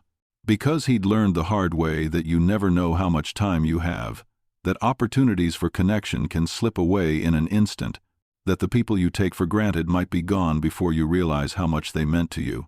But he'd also learned that with work and commitment and grace, broken things could be mended, lost things could be found, and people who'd hurt each other could learn to love each other anyway. It wasn't a fairy tale ending where everything became perfect and all the pain was erased. Anna would always carry the scars of growing up alone in foster care. Richard would always carry the guilt of the years they'd lost and the cruelty he'd shown her when they first reunited. But they'd learned to carry those scars together, to acknowledge the pain without letting it define them, to build something new that honored what was lost, while embracing what they'd found. That night, before going to sleep, Richard did what he'd done every night for the past 4 years. He took out the photo of Catherine holding baby Emma and looked at it, really looked at it, seeing not just what was lost but what had been saved, not just the tragedy but the miracle, not just the end of one story but the beginning of another.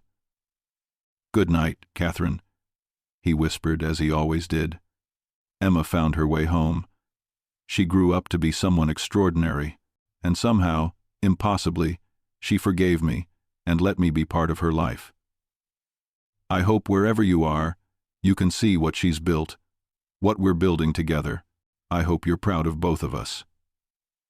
Then he turned off the light and went to sleep, not haunted by the past anymore but hopeful about the future, knowing that tomorrow he'd wake up and have another chance to be the father and grandfather he should have been all along, another chance to see and appreciate the people he loved, another chance to make sure they knew how much they mattered.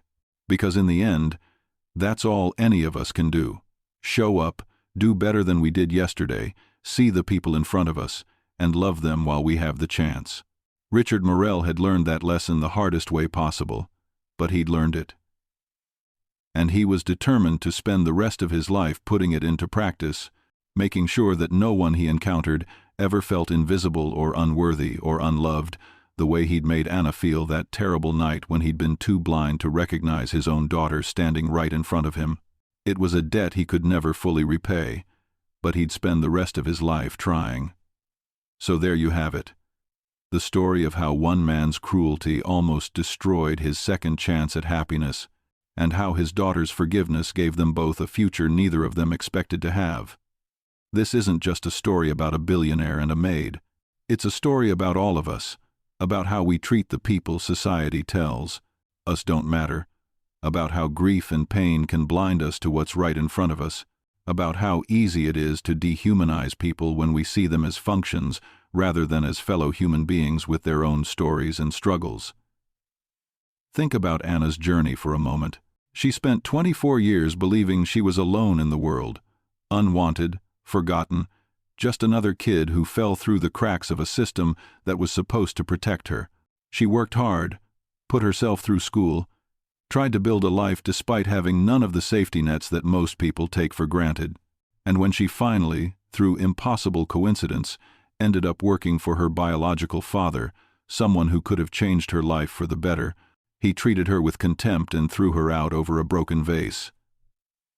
How would you have handled that if you were in Anna's position? Anna's position. Would you have been able to forgive someone who'd treated you that way, even after you found out they were your father? Would you have been able to see past your own pain and recognize that they were suffering too, that their cruelty came from a place of brokenness rather than evil? Or would you have walked away and never looked back, deciding that some damage is too deep to repair, that some relationships aren't worth the effort it would take to heal them? And what about Richard's side of the story? It's easy to judge him, to say he should have recognized his daughter, should have been kinder to his employees, should have dealt with his grief in healthier ways. And all of that is true. But how many of us have let our own pain make us cruel? How many of us have looked right through people we consider beneath our notice, people whose names we don't bother to learn, whose stories we don't care about because they're just the person who cleans our office or delivers our food or checks us out at the store? How many of us have dehumanized others, maybe not as dramatically as Richard did, but in small ways, that add up, that make people feel invisible and worthless? This story is a mirror, reflecting back to us the ways we might be failing to see each other, the ways we might be letting our own wounds and walls keep us isolated from meaningful connection. And it's also a story about hope, about the possibility of change, about how it's never too late to become who you should have been if you're willing to do the hard work of healing. So I want to ask you, where are you in this story? Are you Anna, someone who survived hard things and is trying to decide whether forgiveness is possible, whether people can really change, whether it's safe to let your walls down and trust again? Are you Richard, someone who's built success and achievement but lost sight of what really matters, someone who's let pain make you hard and closed off to genuine connection? Or are you somewhere in between, carrying both wounds and walls, trying to figure out how to heal and grow and become better than you've been? Let me know in the comments. Tell me what this story made you feel. Tell me whether you think Anna made the right choice in forgiving Richard, or whether some betrayals are too deep to forgive. Tell me about your own experiences with estrangement and reunion, with loss and second chances, with learning to see people you'd been looking through. And here's the most important question. Who in your life have you been looking through? Who have you been treating as invisible, as less important, as beneath your notice? Maybe it's the barista who makes your coffee every morning. Maybe it's the janitor who cleans your building. Maybe it's a family member you've been taking for granted. Maybe it's yourself, your own needs and worth that you've been dismissing as unimportant. What would it look like to really see them, to acknowledge their humanity and dignity and value. Because the truth is, any one of us could be Richard, too caught up in our own concerns to recognize what we're missing, and any one of us could be Anna, invisible to people who should see us, carrying worth and value that others refuse to acknowledge. The only way we avoid Richard's fate is by practicing sight, by consciously choosing to see every single person we encounter as fully human, as deserving of basic dignity and respect, as someone with their own complex inner life and struggles and dreams. It's not always easy. It requires us to slow down, to be present, to care about people even when it's inconvenient. But it's the only way we build a world where stories like this don't have to happen, where people don't spend decades separated from their families because society failed them, where kindness is the default instead of the exception. If this story moved you, if it made you think or feel or want to do better, do me a favor. Don't just watch and move on. Share this video with someone who needs to hear it. Start a conversation about how we treat each other, about what really matters in life, about forgiveness and second chances, and the importance of seeing each other's humanity. And subscribe to this channel if you want more stories like this, stories that challenge us to be better, to love harder, to see more clearly. Because we're going to keep telling these stories, keep holding up the mirror, keep reminding each other that beneath all our differences and divisions, we're all just human beings, trying to find our way home, trying to connect, trying to matter to someone. Anna and Richard's story didn't end perfectly. They didn't get back the 24 years they lost. They didn't erase the pain of what happened, but they built something new, together. Something meaningful and real and worth having. They proved that broken things can be mended, that lost things can be found, that people who've hurt each other can learn to love each other anyway if they're willing to do the work. That's the message I want you to take away from this. It's never too late. It's never too late to see someone you've been missing.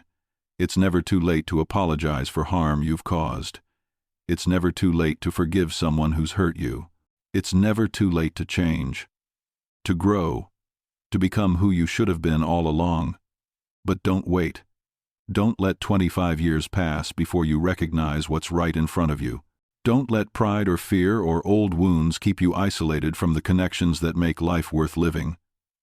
Look at the people around you. Really look at them. See them. Acknowledge them. Let them know they matter. Because you never know when the person you're looking through might be exactly the person you've been searching for all along. Thank you for watching this story with me. Thank you for caring about Anna and Richard, for investing your time and emotion in their journey. If you made it all the way to the end, comment "I see you" to let me know you were here, and to remind yourself and others that seeing each other is the first step toward healing. And remember, wherever you are in your own story, whatever pain you're carrying, whatever walls you've built, whatever mistakes you've made, it's not too late. You can still change. You can still heal. You can still build something beautiful out of the broken pieces. Keep believing that people and relationships are worth the hard work they require. Because they are. They always are.